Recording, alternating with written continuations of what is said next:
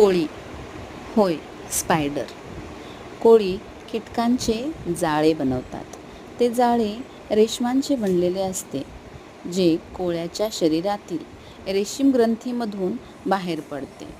हे जाळे कोळ्यासाठी शिकार पकडण्याचे आणि त्यांचे संरक्षण करण्याचे साधन आहे. जाळे बनवण्याची प्रक्रिया जसे की रेशीम उत्पादन.